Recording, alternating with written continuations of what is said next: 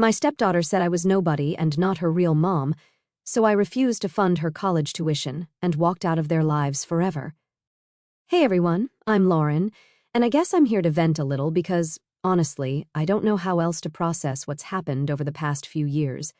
I'm 38 and I live in a town that's small enough that you know your neighbors but big enough to have everything you need. I've been an event planner for most of my adult life, and it's my passion. I worked my way up from planning birthday parties for friends and family to organizing weddings, big corporate events, and even some fancy galas. It's taken years of hustle, but my business is finally something I'm proud of. Hey everyone, I'm Lauren, and I guess I'm here to vent a little because, honestly, I don't know how else to process what's happened over the past few years. I'm 38 and I live in a town that's small enough that you know your neighbors but big enough to have everything you need. I've been an event planner for most of my adult life, and it's my passion. I worked my way up from planning birthday parties for friends and family to organizing weddings, big corporate events, and even some fancy galas. It's taken years of hustle, but my business is finally something I'm proud of. So, my work led me to Brett. He was a contractor I hired for a major renovation at one of the venues I frequently used for weddings. He wasn't my first pick. My usual contractor was unavailable, but Brett came highly recommended, and from the first meeting I could see why. He was the kind of guy who could charm anyone, easygoing, professional, and he had this warm, genuine smile that made you feel like you were in good hands. We spent a lot of time together during that project, going over plans, materials, timelines, you name it. At first, our conversations were strictly about work, but as the weeks went on, we started chatting more personally. He'd tell me about his daughter, Tessa, who was 13 at the time. He was a single dad raising her on his own because her mom had lost custody due to some bad choices. He didn't go into detail, but it was clear he was protective of Tessa and wanted to give her a good life. I think that's what drew me to him, how much he cared about his daughter. He'd talk about how Tessa loved art and spent hours painting in her room. He even showed me a few pictures of her work on his phone, and I remember thinking how talented she was for her age. When the project was wrapping up, Brett surprised me by asking me out for coffee. I was hesitant at first because, honestly, I'd been so focused on my career that I hadn't made much time for dating, but there was something about Brett that felt different. He was kind, thoughtful, and just easy to talk to, so I said yes. That coffee date turned into dinner dates, and before I knew it, we were in a relationship and talking about marriage. Brett was everything I thought I wanted in a partner, steady, supportive, and just a genuinely good guy. And Tessa? She was a sweetheart when I met her. She was shy but polite, and I could tell she adored her dad. About a year into dating, we got married, and Brett and Tessa moved in with me. It was a big step, but it felt right at the time. I wanted to create a stable home for Tessa, and I hoped I could be the kind of stepmom she could rely on. At first, things were great. I made an effort to bond with Tessa, taking her shopping, helping her redecorate her room, and even letting her tag along to some of the smaller events I planned. She loved seeing how everything came together, and I thought it was a good way for us to connect. I even bought her an easel and paints, encouraging her to pursue her art. Brett would always thank me for everything I did for Tessa, telling me I was making a difference in her life. It felt good to hear that, like I was really becoming part of their little family. But there were moments that made me uneasy. Tessa still visited her mom occasionally, and Brett insisted it was important for her to maintain that connection, but I kept quiet because, after all, I was just the stepmom, right? I couldn't shake the stories Brett had told me about her mom being bold and making bad choices. I worried about what kind of influence she might have on Tessa, but I kept those thoughts to myself. I actually met her mom once. It was at one of Tessa's school events. She showed up unannounced and it was awkward. She looked disheveled and was loud, drawing attention to herself in a way that felt deliberate. She didn't speak to me directly, but the glares she gave me said plenty. Still, I tried not to let it bother me. Tessa seemed happy, and that's what mattered. At least that's what I told myself. Life went on, and for a while, everything felt manageable. I was juggling my business, building a life with Brett, and creating what I thought was a stable home for Tessa. But looking back now, I can see the cracks that were forming, little things that I brushed off or ignored because I wanted so badly for everything to work out. For example, Tessa had this habit of comparing me to her mom in subtle ways. She'd say things like, "My mom used to make that differently," or "Mom says I shouldn't eat this because it's unhealthy." I tried not to take it personally because, well, she was a kid, and I figured it was natural for her to miss her mom, but it still stung sometimes. And then there was Brett. As much as he praised me for what I was doing for Tessa, he had a tendency to go quiet whenever there was tension. If Tessa was upset, or if something didn't go smoothly, he'd retreat instead of addressing the issue. I chalked it up to him not wanting to rock the boat, but now I wonder if it was something deeper.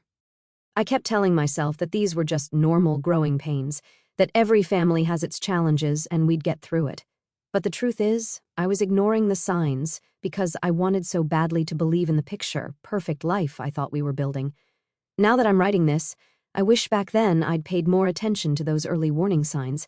Maybe then I wouldn't be where I am now, questioning everything I thought I knew about my life, my marriage, and myself. Anyway, things started shifting around the time Tessa turned 16. At first, it was little things, her pulling away, spending more time in her room, and responding to me with short, clipped answers. I figured it was just normal teenage stuff. She was juggling school, friends, and all the drama that comes with high school. I told myself not to take it personally. But as the months went on, it became clear that it wasn't just teenage moodiness. Tessa wasn't just pulling away from me, she was actively pushing me out. She started asking Brett for things she used to come to me for, whether it was help with a school project or just wanting a ride somewhere. She'd go to him directly, skipping me entirely. I tried to talk to Brett about it, but he brushed it off. "She's a teenager, Lauren. You know how they are," he said, like it was no big deal. I wanted to believe him, but something felt off. It wasn't just her attitude, it was the way she looked at me sometimes, like I was in her way. The turning point came around her 17th birthday. She was stressing about how she wanted to celebrate that evening. I found her anxiously pacing around the house, worrying that no one would come if she threw a party at home. I hugged her and said, "It's going to be okay." I suggested hosting it at one of the venues I frequently worked with. "Really? Oh my gosh, everyone at school will be so jealous," she said, already buzzing with ideas. That venue was this trendy spot that her friends would think was super cool. It was her dream setup. She lit up at the idea, and for the first time in months, she actually seemed excited, and that's all I wanted to see. We spent weeks planning every detail. Tessa wanted it to be perfect, her chance to impress her friends and show them she wasn't just some small-town girl. I made sure everything was top-notch, from the catering to the decorations. I even let her pick out a custom dress, which wasn't cheap, but I figured it was worth it to see her happy. The day of the party, everything was flawless. The venue looked stunning, Tessa looked beautiful, and all her friends showed up. I felt proud, like all the effort I'd put in was finally paying off. Everyone seemed to be having a fantastic time. The air was filled with the sound of clinking glasses, bursts of laughter, and the occasional cheer from a group gathered around a game we'd set up in the corner. I sat for a moment next to Tessa, chatting with her and some of her friends. I was genuinely enjoying the party. It felt like the perfect celebration, one Tessa would remember forever. And then, out of nowhere, she walked in. Tessa's mom. I froze for a second, unsure if I was seeing things. She wasn't supposed to be here. No one had mentioned anything about her coming. Not Tessa, not Brett. It was like she just materialized out of thin air. She strode in with this confidence that didn't match her disheveled appearance. Her clothes looked like they'd been pulled from the bottom of a laundry basket. Her hair was unkempt, and there was a smudge of something on her cheek. But none of that seemed to bother her. The way she carried herself, you'd think she was the star of the show. She didn't even pause to scan the room. Instead, she walked in like she owned the place, her head held high and her steps deliberate. It wasn't the casual, humble entrance of someone trying to reconnect or quietly join a celebration. No, this was different. It was like she was daring anyone to question why she was there, her presence commanding attention whether people wanted to give it or not. I exchanged a glance with Brett, who was standing across the room. His face went pale, and I could tell he hadn't expected her either. I hadn't even known she was invited. Tessa hadn't mentioned it, and Brett had said nothing, but there she was, walking in like a gust of wind. As I was trying to understand what was happening, I saw her marching straight up to me. When she reached the table, "Move. That's my seat," she snapped, pointing to the chair I was sitting in as if it had her name engraved on it. I was taken aback. "Excuse me?" "There are plenty of other seats," I replied, trying to keep my cool. She scoffed and raised her voice. "I said move from next to my daughter. I'm her real mom, not you. I belong there." People were starting to notice. Guests were glancing over, and I could feel the tension building. I looked at Brett, hoping he'd step in, but he just stood there, avoiding eye contact. I turned back to her and said as calmly as I could, "You're welcome to stay, but you need to find another seat. This isn't the time or place for this." That set her off. Her face twisted with anger. She jabbed a finger in my direction, her voice rising with every word. "You think you can just replace me, don't you? Just because you throw your little fancy parties, you think you're better than me?" Her words hit like daggers, not because they were true, but because they were so loud and so public. Heads were turning. Whispers spread through the room like wildfire. I glanced at Tessa, who was sitting frozen. Her face flushed red, the mortified, "Please make this stop" kind. Her mom wasn't done. She stepped closer, her voice now echoing over the low hum of background music. "Look at you, all high and mighty, acting like this is your family. Guess what? She's my daughter, not yours." I felt my hands grip the edge of the table tighter, forcing myself to stay calm. My eyes flicked toward the security team stationed near the door. They were watching the scene unfold but hadn't moved yet. I hadn't called them over. Not yet. Part of me was still hoping I could de-escalate things without making an even bigger scene. But her yelling only got louder, her accusations sharper. I saw a few of Tessa's friends exchange nervous glances, some shifting uncomfortably in their seats, others clearly trying to avoid looking at either of us, as if ignoring the chaos might make it disappear. Tessa's face said it all. She wanted to be anywhere but here. The celebration she had been so excited about was turning into a public meltdown, and her mom was at the center of it. That was when I knew this wasn't going to blow over on its own. Something had to be done, and fast. The tension in the room shot up like a live wire. She grabbed a plate from the table and hurled it to the floor. The crash echoed as it shattered into pieces. Then she started throwing the food and anything her hands could reach. Everyone froze. Tessa's friends exchanged uneasy whispers, their discomfort written all over their faces. Without hesitation, I finally signaled to the venue's security team, who moved in swiftly, grabbing her arm. "It's time to leave, ma'am." She started cussing, but they escorted her out before things could escalate further. When they got her out, I tried to take the situation back under control. So I stood up, plastering on a big smile, and said, "I'm so sorry for that, folks. Please continue enjoying your meals. Drinks for everyone." The regulars returned to their meals, but the atmosphere was charged. Tessa barely spoke for the rest of the night, and most of the guests left early, making polite excuses. I felt horrible. About an hour later, she quietly said, "I have a headache. Can we go home?" The rest of the party wrapped up quickly. When we got home, I tried to approach Tessa, hoping to salvage what was left of the night. I stood outside her bedroom door, feeling a knot of guilt and frustration in my chest. "I'm sorry about tonight," I said softly, my voice just loud enough to reach through the door. "I just wanted it to be special for you." For a moment there was silence, and I thought maybe she wasn't going to respond. Then the door cracked open just enough for her to peer out at me. Her eyes were filled with an intensity that caught me off guard, but instead of the gratitude or understanding I was hoping for, her gaze was sharp, almost accusing. Without any explanation, she slammed the door shut, leaving me standing there stunned and confused. I waited a moment, expecting her to open it again or say something more, but nothing came. My mind raced, trying to figure out what I'd done to deserve that reaction. I had stepped in to stop the chaos, right? Her mom was the one who had caused the scene. So why did I feel like I was suddenly the villain? Still shaken, I found Brett in the kitchen later that night. He was nursing a glass of water, looking lost in his own thoughts. I decided to confront him. "Did you invite her?" I asked, my voice firmer than I'd intended. He looked up quickly, his brow furrowed. "Why would I do that?" "Then how did she even know about the party?" I pressed, unwilling to let it go. He hesitated just long enough for doubt to creep in, then he shrugged. "Maybe Tessa told her. I don't know." His words hit like a slow realization. If Tessa had invited her mom, knowing full well how unpredictable she could be, why hadn't she mentioned it? And why was I being treated like the one who'd ruined everything? The next few days were tense, with an uneasy quiet settling over the house. Tessa started avoiding me almost entirely, retreating into her room or sticking close to Brett. Whenever I tried to bring up what had happened, she'd brush me off with a short answer or a cold look that left me more confused than ever. Brett wasn't much better. Anytime I mentioned the party, he'd wave it off like it wasn't a big deal. "You're overthinking it," he'd say, as if I hadn't been humiliated in front of a room full of people. It was a strange and unsettling shift. Tessa and Brett would sit together laughing about something while I sat on the other side of the room feeling like an outsider. They didn't shut me out outright, but their bond suddenly felt stronger than my connection to either of them. It was like an unspoken alliance had formed, and I wasn't part of it.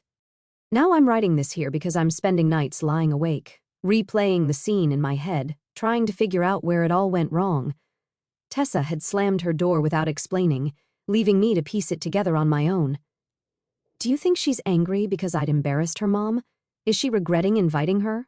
Or is it something else entirely that I just can't see? Update 1. Hey guys, it's been a while since my last post, but I wanted to give you an update because things have really escalated. Things stayed tense after Tessa's birthday disaster. She was distant. Brett was checked out. I kept telling myself that time would heal things, that Tessa just needed to get through her teenage years and Brett would eventually step up and help bridge the gap. But the longer I waited, the more isolated I felt. By the time Tessa's senior year rolled around, things were at an all-time low. She barely acknowledged me unless she needed something, and even then it was like I was just some random adult in her life, not someone who had been helping raise her for years. Brett, of course, refused to see the problem. I decided to give her space, but space wasn't the issue. It was like Tessa had decided that I didn't matter anymore, or maybe I never did, and I was just now realizing it. Then came graduation season. It should have been an exciting time, but for me it was just another reminder of how far things had fallen apart. I had spent months helping Brett with the logistics, making sure Tessa had everything she needed, organizing her senior pictures, and even planning a small dinner to celebrate after the ceremony. I tried to push through the awkwardness because, despite everything, I still cared. The day of graduation was beautiful. The weather was perfect, and Tessa looked stunning in her cap and gown. I sat next to Brett in the stands, cheering as loud as I could when her name was called. For a brief moment, I felt like things might be okay. But that feeling didn't last. After the ceremony, we went home for the dinner I had planned. I had gone all out, Tessa's favorite foods, a gorgeous cake, and decorations that made the house feel festive without being over the top. Tessa's friends came over, and for a little while everything felt normal again. She was laughing, smiling, and even thanked me for the cake. Then her phone rang. She stepped outside to take the call, and when she came back in, her entire mood had shifted. She walked straight up to me, her expression calm but cold. "My mom's on her way," she said, like it was no big deal. I froze. "What?" "She wants to celebrate my graduation too," Tessa said. I tried to stay composed. "Tessa, I don't think that's a good idea after what happened at your birthday. None of that would have happened if you hadn't tried to control everything," she snapped, cutting me off. Control? Now I understood why she was upset all that time. "Tessa, I've done everything I can to support you," I said, trying to keep my voice steady. "But your mom caused a scene at your party. I'm just trying to avoid another situation like that." She rolled her eyes. "Maybe you're just jealous because she's my real mom." That one stung. I opened my mouth to respond, but before I could say anything, she turned to her friends and said, "Let's go. I don't want to be here anymore." They all followed her out, leaving me standing in the living room stunned. I couldn't believe what had just happened. I had spent weeks planning that dinner, making sure everything was perfect, and she walked out without a second thought. I turned to Brett, expecting him to say something, anything, to back me up. Instead, he just sighed and shook his head. "You didn't need to make a big deal out of it," he said, his tone dripping with disappointment. "A big deal?" I said. "She invited her mom without telling us, and I'm the one to be blamed for trying to keep things from blowing up again?" He shrugged. "You could have handled it better." His passive words and reactions got on my nerves. That was the moment I realized how little support I actually had in this so-called partnership. Brett wasn't going to back me up, no matter how wrong Tessa's behavior was. In his eyes, I was always the one at fault. The next few days were a blur. Tessa stayed out late, barely coming home except to grab a change of clothes or eat something. When she did show up, she'd ignore me completely, acting like I didn't exist. Brett wasn't much better. He avoided me, retreating to his office whenever I tried to bring up what had happened. Then, a week later, Tessa walked into the house, waving an envelope in the air. "I got into State University," she announced, her voice filled with excitement. Brett jumped up from the couch to hug her. "That's amazing, Tess. I'm so proud of you." I stood there smiling politely, trying to be happy for her despite everything. But then she focused her gaze on Brett deliberately, and her tone shifted. "Tell your wife she needs to pay for my tuition," she said with a smirk, like it was a foregone conclusion. I blinked, caught completely off guard. "Excuse me?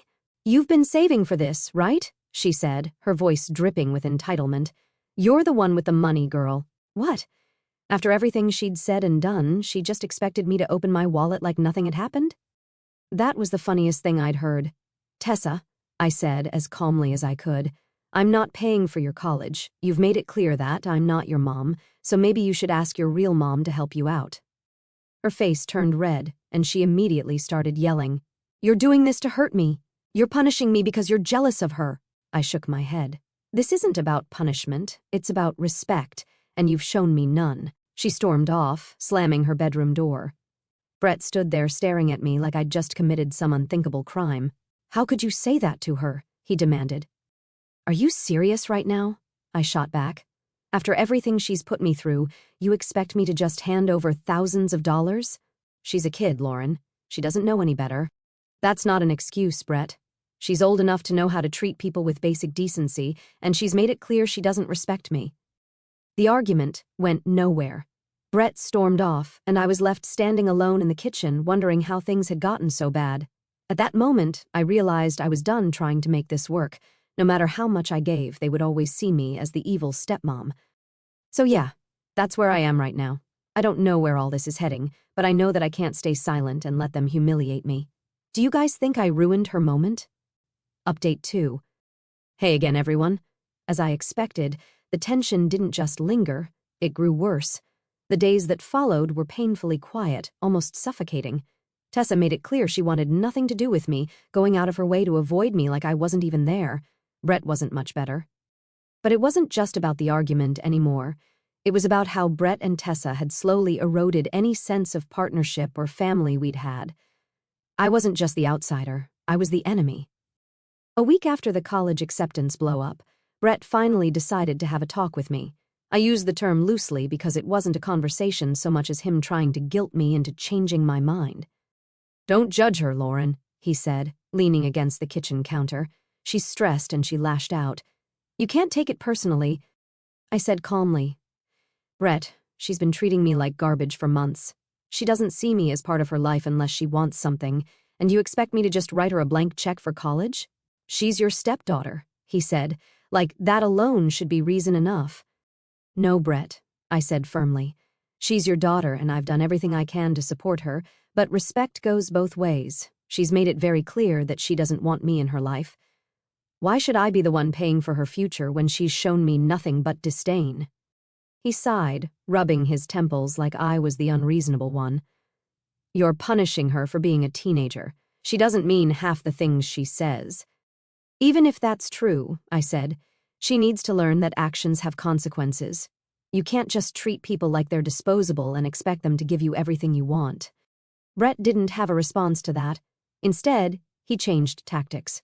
"Fine, if you won't pay for it, what do you suggest we do? She needs this opportunity, Lauren. We can't just let her future fall apart because of a few arguments." "Then maybe her mom should step up," I said simply. He froze for a moment. "You know her mom can't afford that." "And why is that my problem?" I shot back. "You and Tessa have made it very clear that I'm not her parent, so why am I the one being held responsible for her education?" The conversation ended there, with Brett storming off and muttering something about me being selfish. But I didn't feel selfish. I felt drained. A few days later, Tessa decided to confront me herself. She came into the living room where I was working on an event proposal, her face set in a look of determination. "I want to apologize for the birthday party," she said abruptly.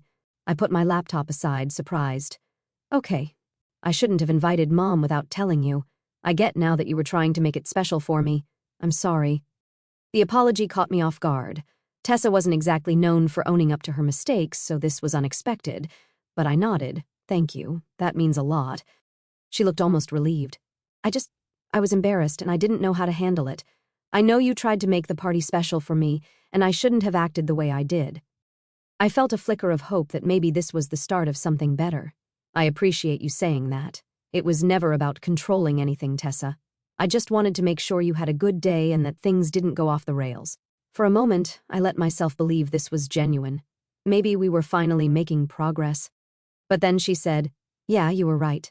She paused for a moment. Her tone shifted and continued. "So I was wondering if you'd reconsider paying for my college tuition since I just apologized." There it was again.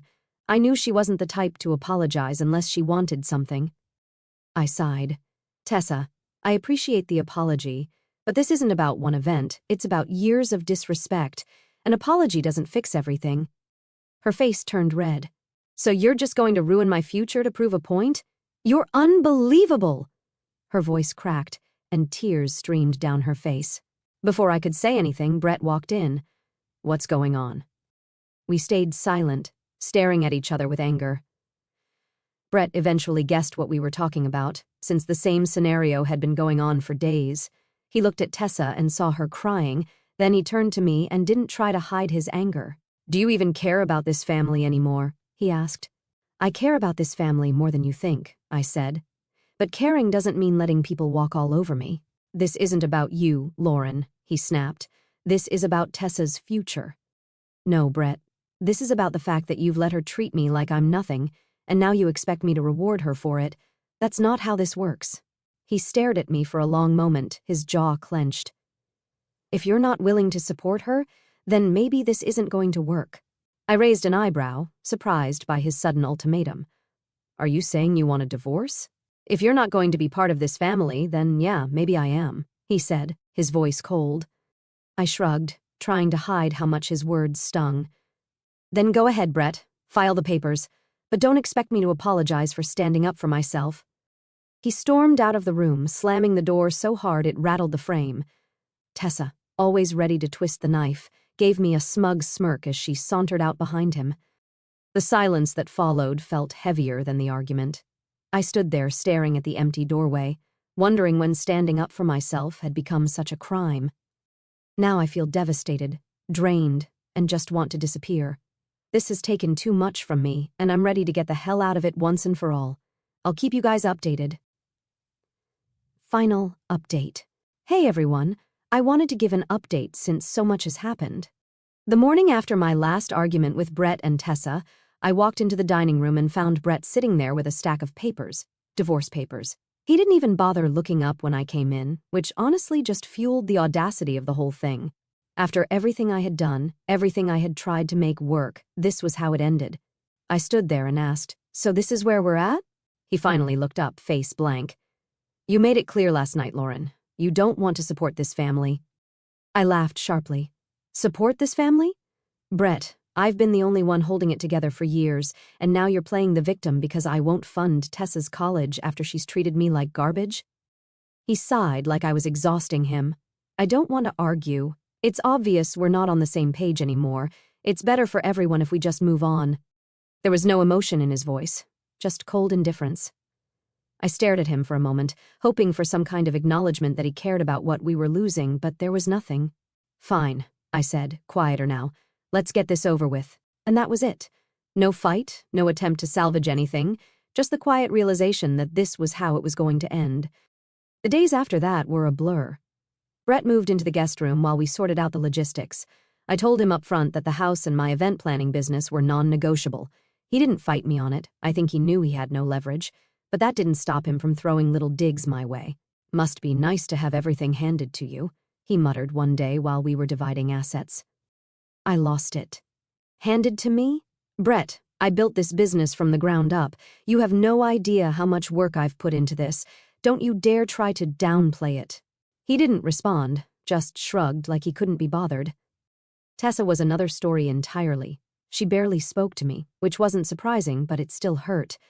When she did talk, it was loud enough for me to overhear, always to Brett, always painting me as the villain. "She doesn't care about us," I heard her say one night. "She's just thinking about herself." Brett replied, "I know." I didn't even bother defending myself anymore. What was the point? They had decided who I was, and nothing I said or did was going to change their minds. When they finally moved out, I thought I'd feel relief. Instead, I just felt hollow. The house was so quiet again, like it was before they moved in.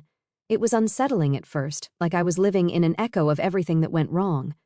But slowly, I started to take back control of my space and my life. I painted the walls brighter colors, replaced the furniture Brett loved but I always hated, and added little touches that felt more like me. It wasn't just redecorating, it was reclaiming something I had lost along the way. My only escape was my business. I threw myself into work, taking on bigger clients and challenging projects. The first major event I did post-divorce was a corporate gala, and it was a massive success. The glowing feedback reminded me I was more than just a wife or stepmom. I was capable, thriving, and good at what I did. Eventually, though, I started hearing bits and pieces about Brett and Tessa. They were living in a small apartment across town, and things weren't great. Brett's contracting business was struggling, and Tessa had dropped out of college after just one semester. She was working retail at the mall, which wasn't the future anyone had imagined for her. I won't lie, part of me felt vindicated. They had painted me as the villain, but now they were seeing what life was like without me.